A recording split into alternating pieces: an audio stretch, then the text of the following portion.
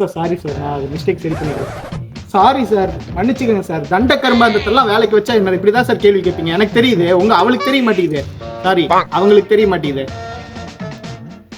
என்ன மின்சி வேலை பார்க்குறீங்க? என்ன வேலை பார்க்குறீங்க? கரெக்டாக சம்பளம் மட்டும் வாங்கிக்க தெரியுதுல்ல. நான் எல்லாம் சேல்ஸ் டீமில் இருக்கும்போது முன்னாடிலாம் 100-200 டார்கெட் முடிப்பேன். டார்கெட் முடிச்சு எக்ஸ்ட்ராவாக வேலை பார்ப்பேன். இப்போல்லாம் நீங்கள் கொடுத்த வேலையவே செய்ய.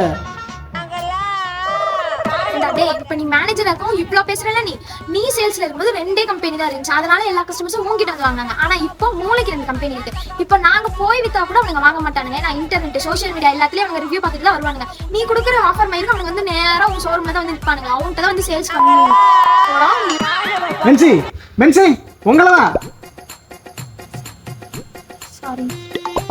ஆளும் மூஞ்சி வாங்க மென்சி. வேலை வேணும்னா கரெக்டா ரெஸ்பான்ஸ் பண்ண பாருங்க. ஓ